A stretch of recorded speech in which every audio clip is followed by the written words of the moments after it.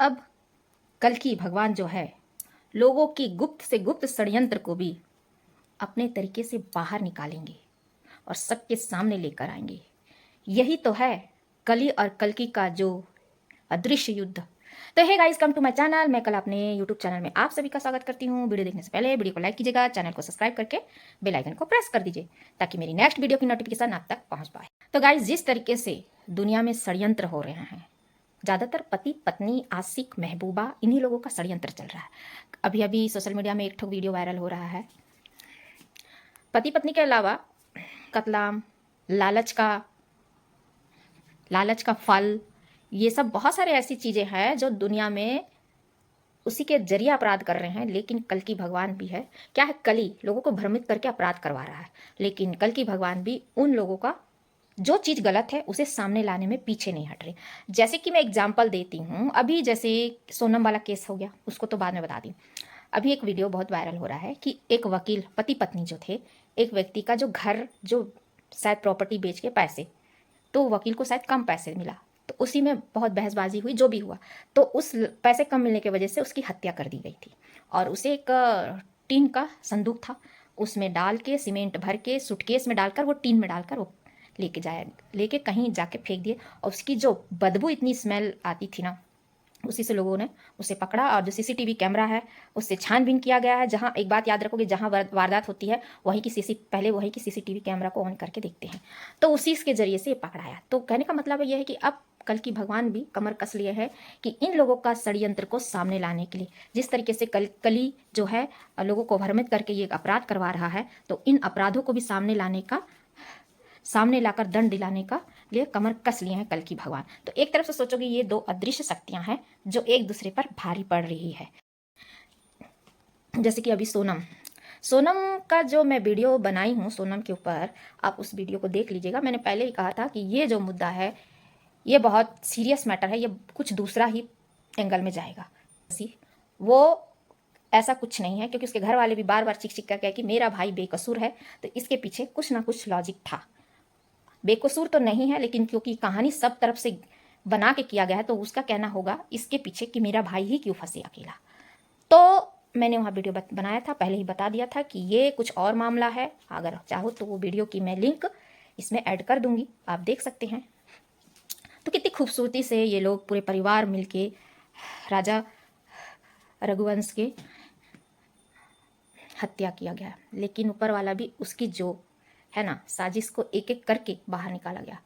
एक चीज याद रखिएगा, जब किसी के साथ कोई साजिश के तहत कुछ कांड करता है ना, तो उसी साजिश रचने वाला ही कोई आदमी हमेशा जिसके साथ किया गया अपराध उसके समीप रहता है और उसके हर एक्टिविटी में वो नजर रखता है। तो ऐसा ही कुछ कांड इसके भाई ने किया कि सोनम के भाई हमेशा सहानुभूति दिखाते हुए राजा रघुवंशी के घर परिवार वालों के साथ ही अटैच था।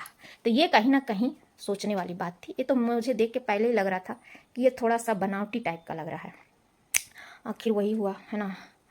तो एक क्या है, एक वो लड़की है, अगर वो प्रेम प्रसंग में पढ़कर अगर इतना बड़ा कांड करती है, तो इसका मतलब वो अकेले नहीं है, क्योंकि औरतों का जो हृदय है ना कोमल रहता है।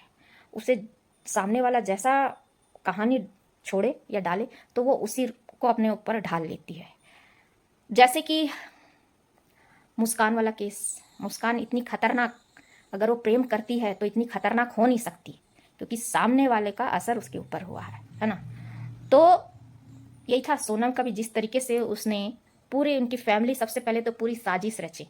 और साजिश किसके ऊपर रचा गया था? ये साजिश था, सारी कहानी सोनम की मांगलिक के ऊपर थी, है ना। मांगलिक लड़का मांगलिक लड़की, है ना। मांगलिक के ऊपर ये लोगों ने पूरा चक्रव्यूह रच दिया था। मांगलिक के ऊपर पूरा चक्रव्यूह रचा गया था, और ये पूरा हो सकता है ये बिजनेस के ऊपर हो, है कि नहीं। इसमें एक लालच था जिसका भेंट चढ़ा राजा रघुवंशी, है ना। और इसमें कई लोग शामिल थे, इसीलिए उस लड़की में इतनी हिम्मत थी जो 7 फेरा लेकर शादी ब्याह करके, और इसमें तंत्र मंत्र वाला भी कुछ ऐसा लगता है। फिर भी जो भी किया, लेकिन बहुत ही गलत, क्योंकि अब जिस तरीके से सज़ा तो वैसे होगी, अगर निकलेगा जिस तरीके से अपराध साबित हुए तो सज़ा होगी। जो जो इसमें शामिल है, लेकिन सोनम का तो सजा होना निश्चित ही है, इसे कोई रोक नहीं सकता, क्योंकि इसने भगवान को धोखा दिया, रिश्ते नाते को धोखा दिया, है ना, और एक भरोसे का भी कत्ल किया है। तो और कहीं ना कहीं ये साजिश इतनी सातिर थी कि अगर ये साजिश अगर कामयाब हो जाता तो इसकी शायद कहानी ऐसी हो सकती थी, ये मांगलिक की कहानी बना के, क्योंकि जिस तरीके से ये गायब हुई कामाख्या माँ के मंदिर के बाद, ये सब कांड करना ये तांत्रिक वाला काम लगता है। फिर वो उसे मार कर वो करना, फिर वो खुद गायब हो जाती है। फिर वो जैसे बता रही थी कि मैं कुछ सालों के बाद मैं सामने आ जाती, फिर मैं एक नई, हो सकता है ये नई कहानी बनाती कि मुझे कुछ याद नहीं था, लूटपाट के शिकार हो गए हैं, ऐसा वैसा। लेकिन वो जो बैठा है ना कल्कि कान्हा, वो सबसे ज़्यादा चालाक है ना। तो क्या है, सरस्वती जब बैठती है दिमाग में ना, जब गलत लोगों के में, तब उसका विनाश करती है, और जब अच्छे लोगों के सर में बैठती है तो वो पूरा बुद्धि पूरा खोलते जाती है कि नहीं ये ऐसा होगा, नहीं वैसा होगा, इसको ऐसा करना चाहिए, वैसा करना। साक्षात प्रकट होने का जरूरत नहीं है भगवानों को, है ना। तो फिर वो वहाँ से एक के बाद खुलता है, जो गुत्थी जो उपास थी, फिर खाती है वहाँ खाना, है ना। अब जिस तरीके से इसका भाई को डायरेक्ट ये कॉल करती है, जब वो फंसती है जहाँ तो डायरेक्ट कॉल करती है इसके भाई का, जिस तरीके से पहले पहुँच जाना वहाँ के पुलिस को खबर करके, है ना। इसके भाई को देखोगे तो ये साथ ही साथ फैमिली परिवार में वो करना, तो ये कहीं ना कहीं संदिग्ध मालूम होता ही है। और जिस तरीके से अभी छानबीन चल रहा है तो उससे पता भी चल रहा है। बस यही कहना था वीडियो में कि अगर कहीं कली बुद्धि को भ्रमित कर रहा है तो वहीं पे कल्कि भी उनके अपराधों को सामने लाकर उनको दंड दिलाने का काम कर रहा है। तो गाइस, इसी के साथ ही वीडियो को मैं यहीं पे एंडिंग करती हूँ। तो इसीलिए भला करते रहिए, है ना। धन्यवाद।